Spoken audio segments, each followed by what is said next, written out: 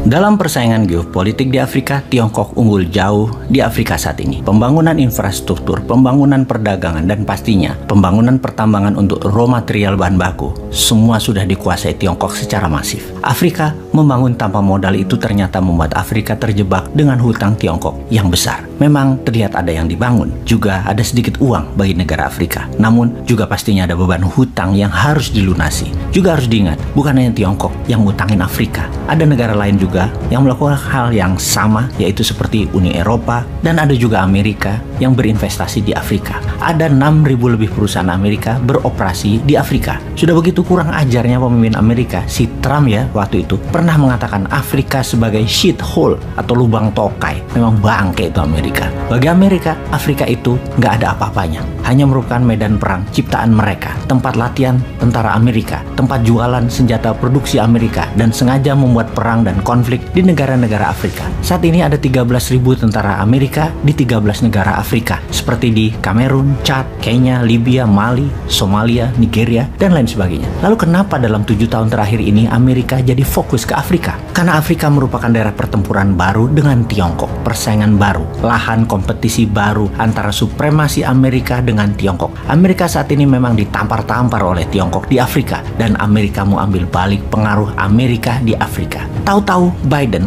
awal tahun ini mengatakan Afrika adalah masa depan dunia, masa depan Amerika. Karena apa? Karena di tahun 2050 penduduk Afrika hampir 2 kali lipat dari sekarang. Diperkirakan 2,3 miliar penduduk Afrika dengan 60% yang berusia di bawah 25 tahun. Sangat segar sekali demografik Afrika tersebut. Selain Israel, Uni Eropa, Amerika, Tiongkok, dan ada negara lain yaitu India yang bermain di sana. India punya peran banyak di Afrika sejak Mahatma Gandhi di Afrika Selatan di tahun 40-an hingga 50-an mempengaruhi politik dan kemerdekaan banyak negara-negara Afrika. Negara seperti Ghana, Algeria, Maroko, Angola, Afrika Selatan, mereka semua memiliki pertentangan, kesamaan hak. Anti rasisnya orang kulit putih di Afrika yang mengangkat dirinya, yaitu orang kulit putih lebih superior dari orang kulit hitam. Mahatma Gandhi di awalnya perjuangannya adalah di Afrika. Sejak tahun 2018, Modi, Perdana Menteri India, menginjakkan kakinya di Afrika. Kemudian dilanjutkan dengan langkah diplomatik, membangun 18 kantor kedutaan India di 18 negara Afrika baru. India membangun aliansi pertahanan di Nigeria, Zambia, Botswana, dan 7 negara Afrika lainnya, dengan salah satunya yaitu menjadi mitra training militer negara Afrika tersebut. India juga menyediakan 50.000 beasiswa kepada pemuda-pemudi Afrika untuk belajar di India. India masih jauh di bawah Tiongkok dan Amerika pengaruhnya tentunya. Tiongkok sudah mengikat lebih dari 50 negara Afrika dengan berbagai strategi soft power, strategi dagang, dan infrastrukturnya. Dulu Afrika oleh Eropa dikolonialisasi dengan paksa, dengan kekerasan. Sekarang Afrika terjebak dengan besarnya beban hutang dan habisnya sumber daya alam Afrika yang belum tentu ketika habis bisa melunasi hutang Afrika tersebut. Dapat dipastikan dengan berbagai strategi tersebut, Tiongkok akan mengambil dan menguasai Afrika. Kesimpulan, Tiongkok menang. Orang Tiongkok merupakan diaspora terbesar jumlahnya di Afrika. Tiongkok meletakkan uangnya besar di Afrika. Tiongkok terus menyebarkan film-film Mandarin di Afrika, membangun kedekatan budaya dan uang Tiongkok. Tiongkok menyedot mineral Afrika, mengambil bahan bakunya kemudian menjualnya kembali ke Afrika.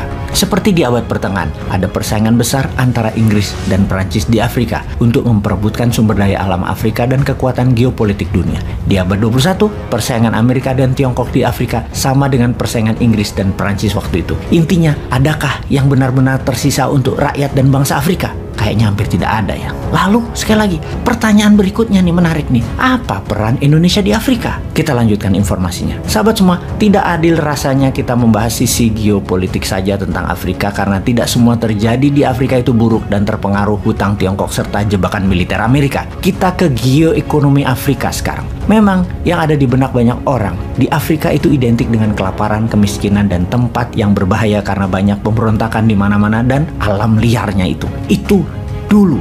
Kita buktikan, kita ke Ethiopia sekarang. Fakta data mencatat memang 50% warganya saat ini masih berada di garis kemiskinan. Tetapi melihat langkah-langkah pemerintahnya yang berkuasa saat ini, Ethiopia bergerak maju dan cepat sekali membangun. Ketika pemerintahan baru di Ethiopia 2018 melantik Sahle Work Zewde, presiden wanita pertama Ethiopia, korupsi turun 50% dalam 4 tahun ini dan kesamaan hak meningkat, di mana 50% anggota parlemen Ethiopia adalah wanita. Semua tahanan politik di Ethiopia dibebaskan dan Ethiopia saat ini dalam keadaan damai dalam beberapa tahun ini. Ekonominya tumbuh 10%. Kita ke Rwanda sekarang, sebuah negara tepat di tengah Afrika. Bisa dikatakan merupakan negara yang terbersih dan paling inovatif di Afrika. Lalu kita ke Nigeria sekarang, negara terbesar ekonominya di Afrika yang memfokuskan negaranya menjadi the next digital country of Africa dengan mempunyai sendiri Google-nya Nigeria, Alibaba-nya Nigeria, sosmednya Nigeria, dan berbagai aplikasi yang membuat Nigeria tidak tergantung pada dunia barat dalam sisi aplikasi. Lalu Zimbabwe menggulingkan diktator yang jadi kaki tangan Amerika dan jadi kaki tangan Tiongkok selama 40 tahun ini yang berkuasa, yang membuat Zimbabwe negara saat ini menjadi bebas dan negara baru di Afrika. Juga Botswana, negara tercepat pertumbuhannya di dunia dalam 40 tahun terakhir. Botswana tumbuh dengan 3000% growth atau 30 kali lipat GDP tumbuh dibangun awalnya 40 tahun yang lalu. Semua itu menjadi semangat geoekonomi baru di Afrika. Ujung-ujungnya kita bertanya sekali lagi, apa peran Indonesia di Afrika dalam geopolitik dan geoekonomi?